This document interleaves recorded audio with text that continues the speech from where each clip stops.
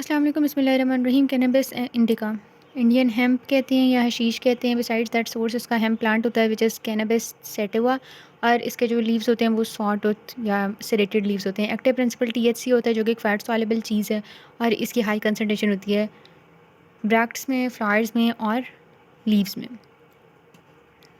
बाकी और भी कुछ कैनाबिनॉइड्स के नाम दिए हैं, वो देख लें।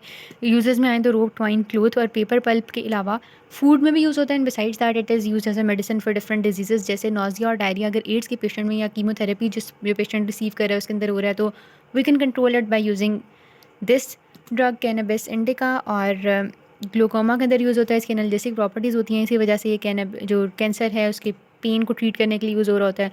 मल्टीपल स्क्लेरोसिस, एपिलेप्सी और डिस्टोनिक स्टेट्स, इसकी फॉर्म्स डिफरेंट होती हैं।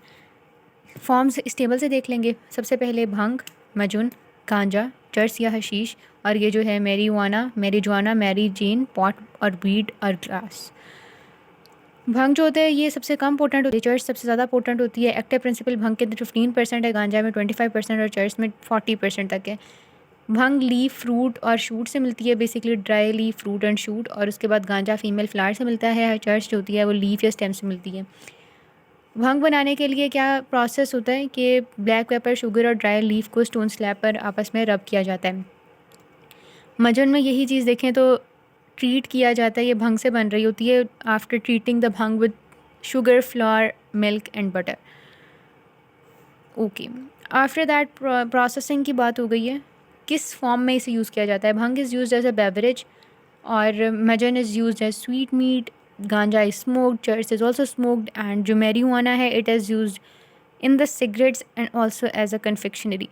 बिसाइड्स दैट एक सिगरेट के अंदर 500 mg ऑफ हेम्प होते हैं। उस सिगरेट को रीफर या वीड कहते हैं।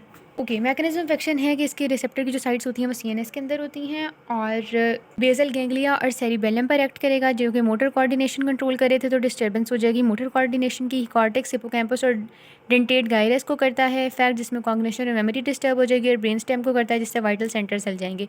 फेटल डोज के अंदर CGB आ जाता है जिसमें चर्च, गांजा और भंग की उन्होंने बताया हुई फेटल डोज 2, 8 एंड 10 mg और रिस्पेक्टिवली।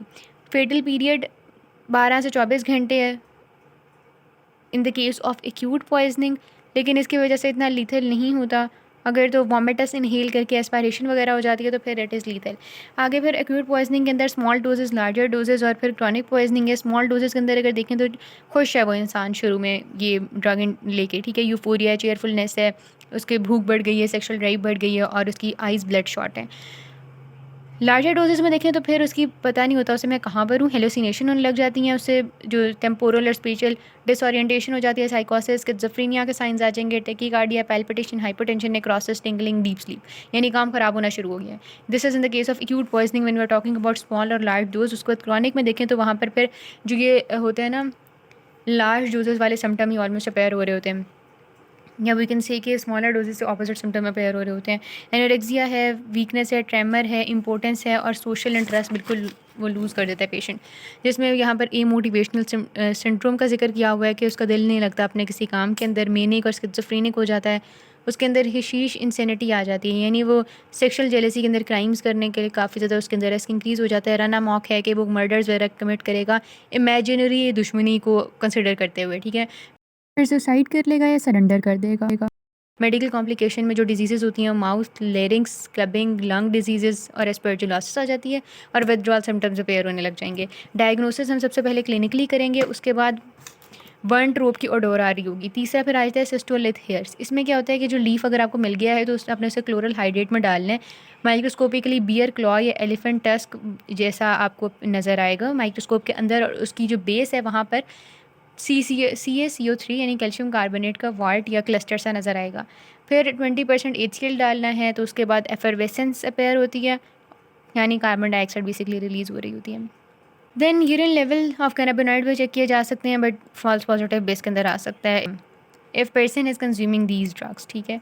ट्रीटमेंट में लिवाज कर देना है, परगेटिव्स देने हैं कि डायरिया इंड्यूस हो जाए। उसके बाद हाइपोडर्मल इंजेक्शन स्ट्रिक्नीन का दे देंगे डिप्रेसिव फेज़ को दूर करने के लिए, साइकोसिस को दूर करने के लिए बेंजोडाइज़ेपिन दे देंगे। कॉफ़ी या स्ट्रॉन्ग टी भी दे सकते हैं। रेस्पिरेटरी आर्टिफिशियल रेस्पिरेशन देनी पड़ेगी अगर खुद से रेस्पिरेशन वो नहीं कर रहा पेशेंट, और अगर क्रॉनिक यूज़ है तो उसे सोशल सपोर्ट और थेरेपी की भी ज़रूरत होगी। पर्सन को देखें तो पर्सन में एमेसिएटेड अपीयरेंस होगी, ठीक है। उसकी आइज़, पहले हमने ब्लड शॉट भी पढ़ाना, तो कंजक्टिवल कंजेशन मौजूद होगी पोस्टमार्टम में। स्टमक में इंजेस्टेड आपको सब्सटेंस मिल सकता है। लंग्स में भी ये साइन और सिम्टम, और बाकी के अंदर भी एस्फिक्सिया के साइन और सिम्टम्स होते हैं। बर्न ट्रोप की स्मेल आ रही होगी, ठीक है।